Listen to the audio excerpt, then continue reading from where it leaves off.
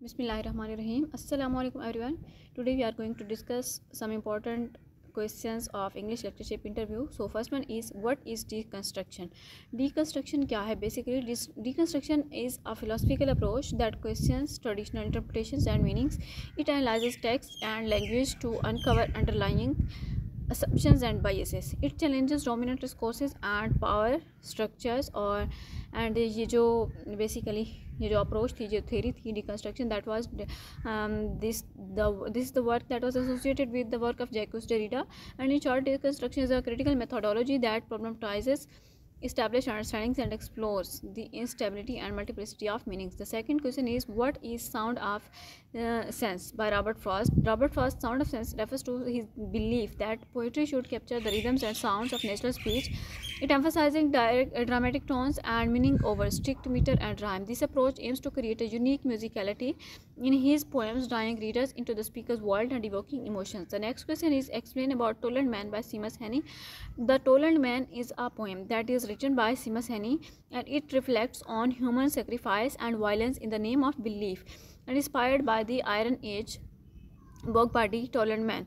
It draws parallels between ancient sacrifice and modern day conflict, the Troubles. It appears in Heaney's 1972 collection Wintering Out. It contemplates the cyclical nature of violence and the human cost. If you have not subscribed my channel yet, kindly subscribe ASPPSC Guide and English Preparation, and like the video, share with others. Also hit the bell icon so that you may receive all the videos.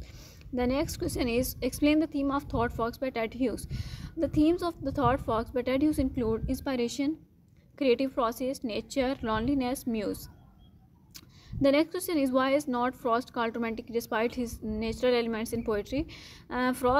Robert Frost is not typically considered a romantic poet for several reasons. Despite his emphasis on nature, due to its tone, due to his focus, due to style, due to era, these are the reasons that's why he was not called a romantic poet. So the next question is, second greatest English epic after Paradise Lost. Paradise Lost के बाद second greatest epic जो है English में, that is widely considered to be John Keats' Hyperion. That is a fragment, and other contenders for this title include The Fairy Queen by Edmund Spenser, The Prelude by William Wordsworth, The Ideas of the King by Lord Alfred Tennyson, The Cantos by Ezra Pound. So the next question is, explain John Keats as the poet of the past. John Keats is often considered the poet of the past because he was a leading figure in the Romantic movement, which emphasized a nostalgia for ancient Greek and Rome, medievalism, and the beauty of nature.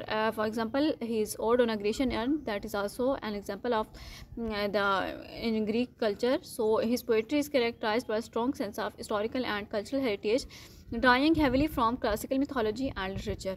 And he often explored themes of memory, longing, and the passing of time, which added to his reputation as a poet nostalgic for the past. His use of language, imagery, and symbolism evoked a sense of timelessness and connection to the past.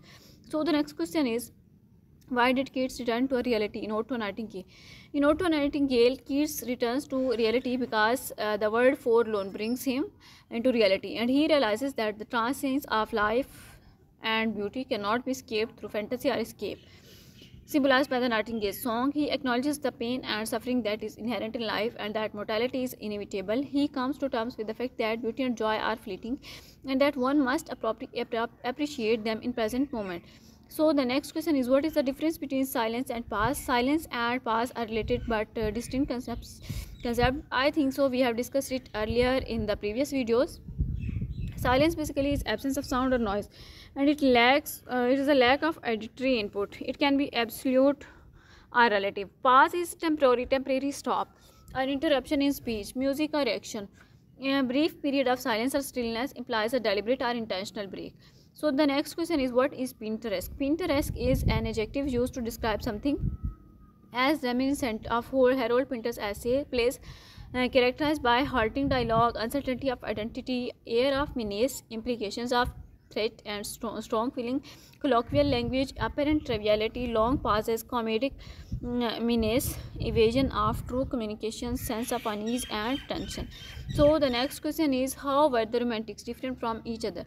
Romantic writers and artists differed from one another in various ways, including Emphasis: some emphasize emotion over reason, like Wordsworth, while others prioritized imagination, Coleridge. The individual responses to nature: Constable.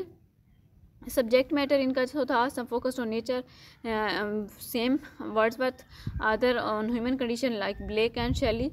Style: some used rich expressive language, Keats ने की जो language थी rich थी, expressive थी, while others preferred simpler. Wordsworth की जो simple language थी, some were optimistic and others were pessimistic. Wordsworth जो थे वो optimistic थे, pessimistic जो थे वो Byron थे. So इस तरह की differences थे. What is difference between comprehend and apprehend? Comprehend and apprehend जो हैं ये दोनों verb हैं, and that are often confused with each other, but they have distinct meanings. Comprehend means to understand or grasp the meaning of something, to perceive and interpret the significance or importance of something, to have a clear understanding or insight into something, while apprehend, to take into custody or arrest someone, usually used in legal context, to anticipate or fear something, often with a sense of anxiety or dread. So the next question is, what is SQ3R? SQ3R is the study strategy named for its 5 steps. S stands for survey, Q for question, and 3R stands for read, recall, and review. Here recall is replaced by recite, but the concept is same. Rehearse and the answers to the questions and make notes. So the next question is, what is an abstract? Abstract is a concise summary of a larger work, such as a research paper, an article, a thesis, a project, a document. It provides an overview of the main points, goals, methods, results, and conclusions, typically ranging from 150 to 250 words. The purpose of an abstract is to give readers a quick understanding of the work's significance and relevance. So the next question is, define skimming and scanning.